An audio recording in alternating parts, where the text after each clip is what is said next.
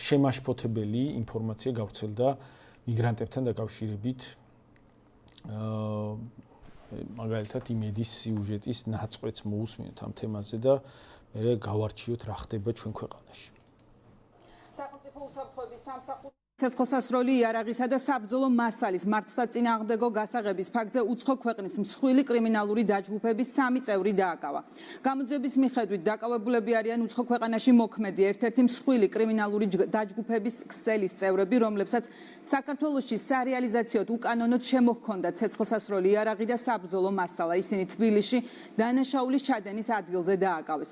პირადი ავტომანქანისა და დროებითი საცხოვრებელი სახლის შხრეკის შედეგად ამოღებულია სარეალიზაციოდ გამზადებული სხვადასხვა უკანონო ცეცხლსასროლი იარაღი, საბრძოლო მასალა, სავარაუდოდ ნარკოტიკული საშუალება და ელექტრონული მოწყობილობები. პირველადი დათვალიერებით ამ მოწყობილობებში ნაპოვნია სხვადასხვა დანაშაულებრივი ქმედების, მათ შორის განსაკუთრებით დიდი ოდენობის ნარკოტიკული საშუალებების რეალიზაციის ამსახველი ფოტო-ვიდეო მასალა. ძალიან შემაშფოთებელი ინფორმაცია, ანუ დიდი უცხოური კრიმინალური ორგანიზაციის წევრები დააკავეს, რომლებიც ვაჭრობდნენ საქართველოში ნარკოტიკული საშუალებებით, დიდი ოდენობით ნარკოტიკული საშუალებებით ვაჭრობის ამსახველი ვიდეო მასალა ქონდათ და ასევე ძალიან საინტერესო, იმიტომ რომ ეს რაღაც ახალია. ასევე ისინი ვაჭრობდნენ იარაღით.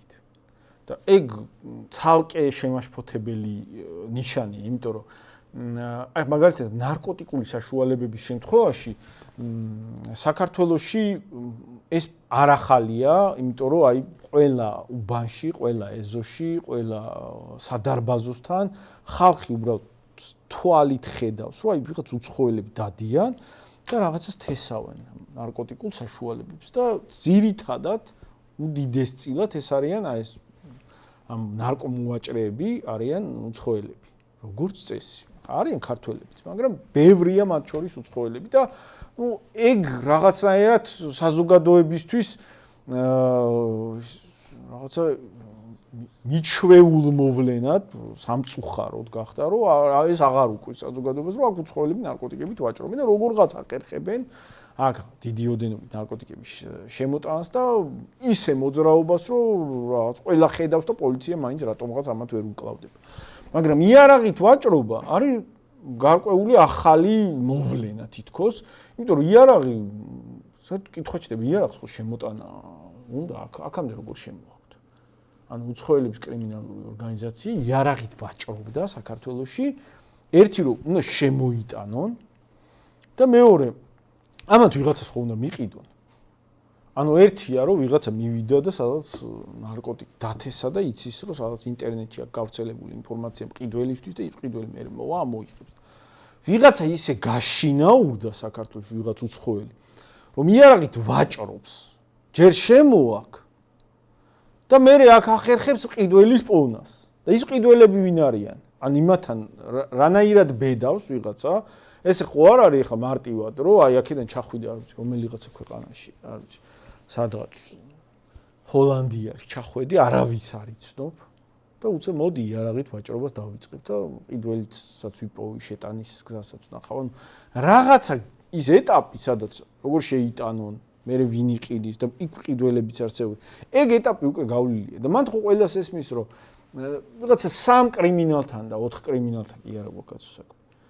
ქვეყანაში მოქმედებს უზარმაზარი ქსელი, რომელიც იმ რაოდენობით ნარკოტიკებს ყიდის, უცხოელების სახით მოქმედებს ეს ქსელი, იმ რაოდენობით ნარკოტიკებს ყიდის, რომ საქართველოში ეპიდემიაა ნარკომანიის.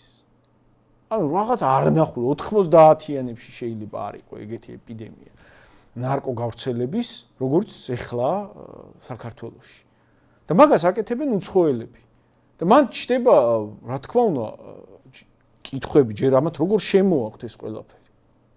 რანაირად შემოდის ამდენი ნარკოტიკი? იარაღი რანაირად შემოდის? ესენი ვინც დაიჭირეს, ესენი ხო ყველა არ არიან რბილად რო ვთქვათ.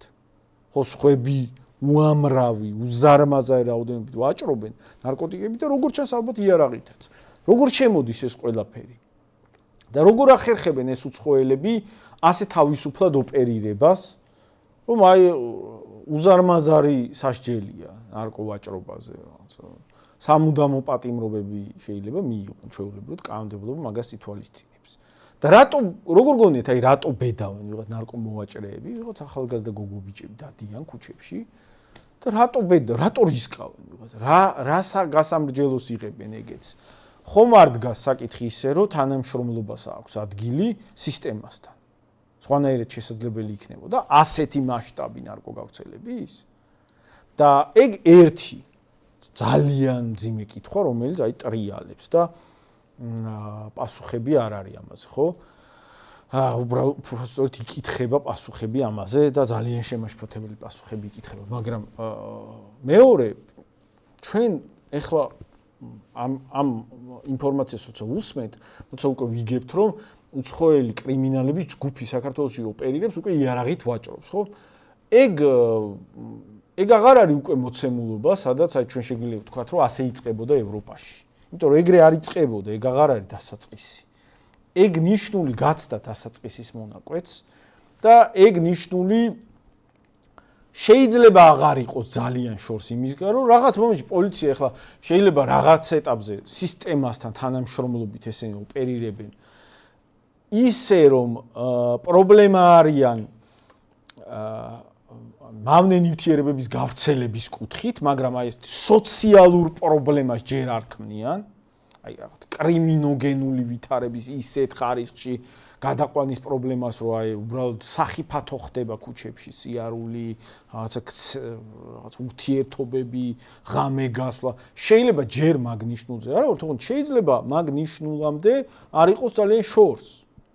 იქიდან გამომდინარე, რომ ევროპაში, სადაც იქაც იწყებოდა ეგრე, რომ რაღაც ეტაპზე ჟღერდებოდა ინფორმაციები, რომ აი უცხოელები უკვე იარაღით ვაჭრობენ, ნარკოტიკებით რო ვაჭრობენ ეგ ჩანს, მაგრამ ხალხს აი კონფლიქტური სიტუაციები ჯერ არ ექმნებოდა და მან არსებობდა ილუზია, რომ ნუ ასე იქნება, კი, შეიძლება ნარკოტიკების გავრცელება იზრდებოდეს, მაგრამ თუ არ გინდა, ნუ მოიხმარ.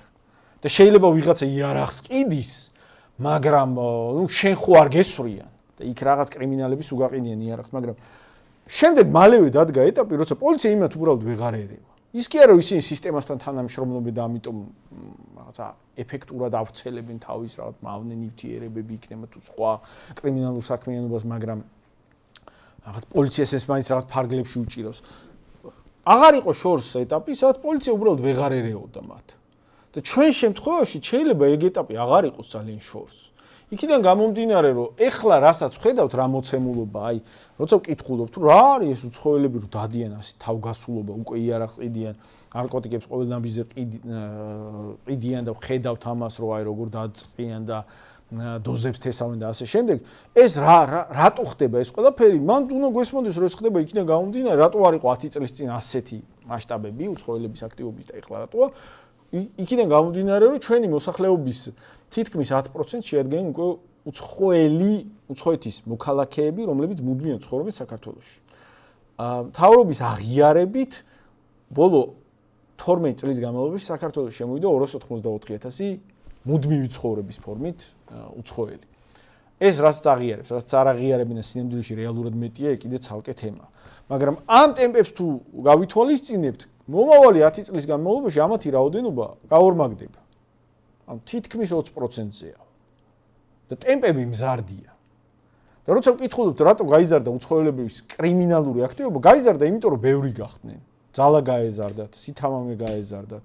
პროცენტული შემადგენლობა მათი საზოგადოებაში გაიზარდა.